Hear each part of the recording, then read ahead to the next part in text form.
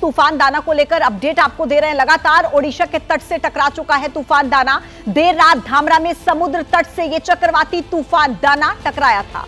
ओडिशा के Bhitarkanika national park और धामरा बंदरगाह के बीच तूफान टकराया और देखिए रफ्तार जो थी हवा की वो 110 से 120 किलोमीटर प्रति घंटे की रही।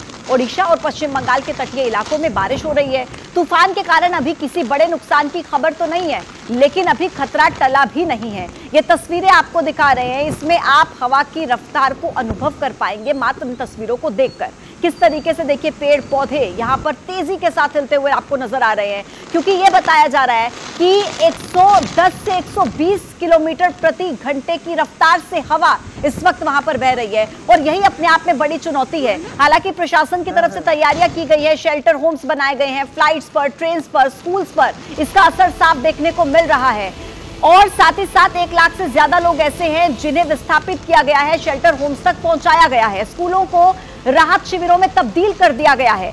हालात आप देखिए मौजूदा इन तस्वीरों के जरिए और समझिए कि किस तरीके से तेज हवा और बारिश लगातार ओडिशा में देखने को मिल रही है। धामरा की तस्वीरें आप इस वक्त देख रहे हैं। पश्चिम बंगाल में भी परिस्थितियां अभी खराब हैं, खतरा वहां पर भी मंडरा रहा है, लेकिन ओडिशा की अगर तस्वीरें आप देखेंगे और समझेंगे ना तो वहां पर आपको समझ में आएगा कि चुनौतियां कई गुना ज्यादा हैं। अंकित जो कि लगातार ग्राउंड जीरो पर मौजूद है, पल पल का अपडेट आप तक पहुंचा रहे हैं, सीधा उनके पास एक बार फिर से लेकर चलते हैं। अंकित, सबसे पहले तो ये बताइए कि क्या अभी की परिस्थिति देखकर आपको लग रहा है कि अगले 2 से 3 घंटे में सिचुएशन थोड़ी सी नॉर्मल हो सकती है? क्या जो तूफान के आने की रफ्तार है उसमें कोई कमी आई है?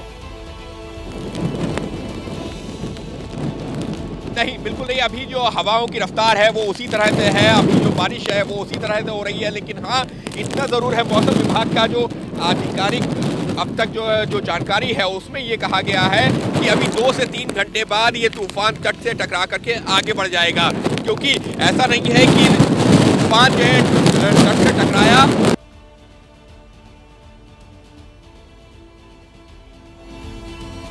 अंकित, आपकी आवाज अभी मिल नहीं पा रही है क्योंकि मौसम की मार और ऊपर से तेज बारिश, नेटवर्क कनेक्टिविटी की भी बहुत दिक्कत है, लेकिन फिर भी आपकी तरफ से लगातार कोशिश की जा रही है कि आप दर्शकों तक हर अपडेट पहुंचा पाएं। उस बीच जो तस्वीरें हमारे पास सामने आ रही हैं, ताजा जो तस्वीरें हैं वो लगातार हम अपने दर्शकों को दिखा रहे हैं कि जो हवा की रफ्तार है वो बढ़ी हुई है। हालांकि अनुमान मौसम विभाग की तरफ से भी यह जताया जा रहा है कि हो सकता है दोपहर तक थोड़ी सी कमी देखने को मिले और थोड़ा सा जो ये तूफान है ये कम आपको वहां पर इसकी परिस्थिति देखने को मिले। लेकिन अभी के अगर आप हालात देखेंगे सुबह सुबह के ओडिशा और बंगाल के तटीय इलाकों में इसका प्रभाव साफ तौर पर देखा जा सकता है। हालांकि पहले कहा जा रहा था कि सुबह 5:30 बजे तक बड़ा खतरा है, लेकिन अभी भी खतरा टला नहीं है, क्योंकि जिस तेजी के साथ, जिस रफ्तार के साथ हवाएं वहां पर बह रही हैं, ये अपने आप में लोगों के लिए चुनौतियां बढ़ा रही हैं और कोई नुकसान ना हो इसके लिए लगातार तैयारियां की जा रही हैं। और अभी भी प्रशासन, सरकार मुस्तैदी के साथ नजर बनाए हुए है। एनडीआरएफ, एसडीआरएफ की टीमों को तैनात किया गया है, लेकिन खतरा अभी बरकरार है क्योंकि हवा तेजी के साथ बहती हुई नजर आ रही है। अंकित एक बार फिर से हमारे साथ कनेक्ट हो गए हैं। अंकित, आप अपनी बात पूरी कीजिएगा और दर्शकों को बताइए कि मौसम विभाग के अनुमान के हिसाब से क्या दोपहर तक ये तूफान थोड़ा सा ढीला पड़ सकता है? जी बिल्कुल, हाँ, दोपहर तक अगर आप बात करेंगे तो बिल्कुल जो धीरा पड़ सकता है। लेकिन अगर अभी के हम अगले 2-3 घंटों की बात करें या सुबह 9 बजे तक की बात करें तो बहुत ज्यादा हालात नहीं बदलेंगे। और ये हालात रात में जो है 11 बजे से बनने शुरू हुए थे और 1 बजे के बाद में और ज्यादा मुश्किल होती जा रही है। उसकी वजह क्या? उसकी वजह यह है कि तूफान तट से टकराया, पहले तूफान का अगला हिस्सा और उसके बाद में तूफान का पिछला हिस्सा। अभी क्या चल रहा है? अभी जो है तूफान का अगर हम ये कहें, अगर हम तूफान को जो है 100 के पैमाने पर आपके तो करीबन 70% हिस्सा बाहर निकल चुका है तूफान का, यानी कि जमीन पर आ चुका है। लेकिन 30% हिस्सा अभी भी जो है वो जो समुद्र से तट की तरफ आना बाकी है और इसी वजह से कहा जा रहा है कि 2 से 3 घंटों का वक्त और लगेगा। लेकिन इस सब के बीच में देखिए, अगर आप सड़कों की हालत देखें तो पूरी तरह से सुनसान है, कहीं से कोई मूवमेंट नहीं है। अगर इक्का दुक्का कहीं आपको गाड़ी दिख जाती है, अगर कहीं दिख जाती है तो वो प्रशासन की है जो लोगों को अलर्ट कर रहा है कि किसी भी सूरत में घरों से बाहर ना निकले। और इस वक्त जो है जो हालात है यहाँ पर, हवा इतनी तेज है कि आप एक जगह पर खड़े होकर के रिपोर्ट करना या बात करना या कुछ भी मुमकिन नहीं है। नेटवर्क कनेक्टिविटी में दिक्कत आ रही है क्योंकि कई जगहों पर जो है ऐसी जो जानकारियां मिलती हैं कि तार टूटते हैं और टावर्स जो ये मोबाइल टावर्स होते हैं उनमें दिक्कत आती है नेटवर्क में, तो इस तरीके की दिक्कतें ज़रूर आती हैं। लेकिन फिलहाल जो है कोशिश ये की गई है किसी भी तरीके की जान और माल का नुकसान ना हो।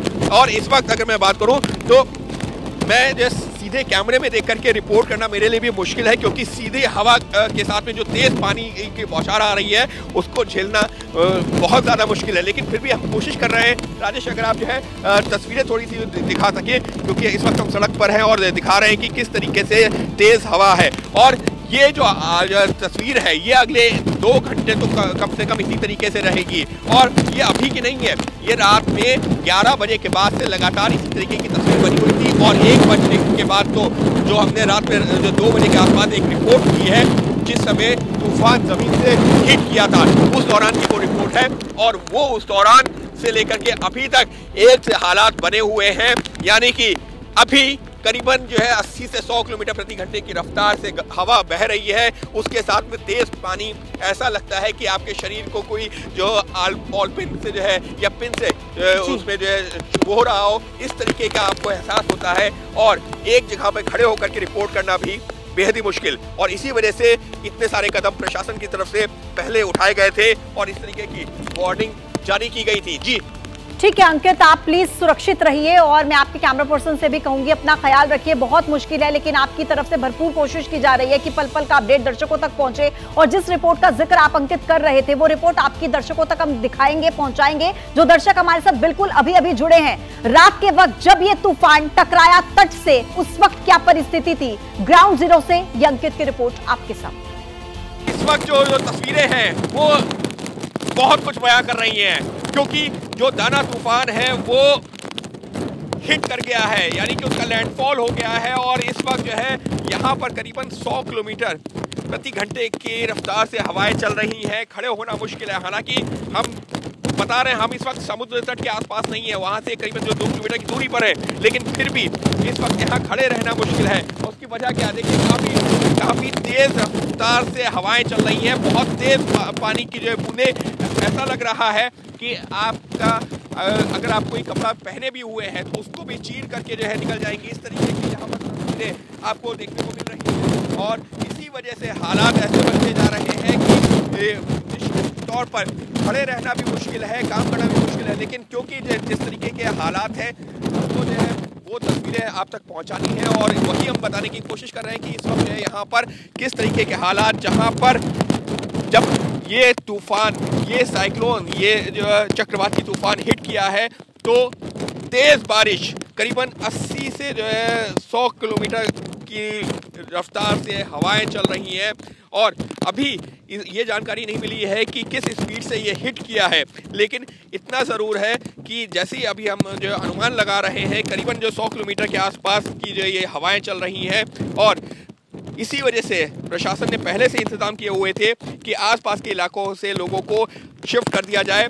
और अब उम्मीद यही करनी चाहिए कि जो प्रशासन ने इंतज़ाम किए थे वो उसमें सफल हुए होंगे और लोगों को किसी तरीके की जान और माल की जो है नुकसान नहीं हुआ होगा। ऐसी जानकारी मिली है कि ये चक्रवाती तूफान, इसका लैंडफॉल हुआ है और एबीपी न्यूज़ मौजूद है उसी जगह पर, उसके एक तरह से जो केंद्र है उसके बेहद ही नज़दीक। और यहाँ पर की जो तस्वीरें हैं वो हम आप तक पहुँचा रहे हैं।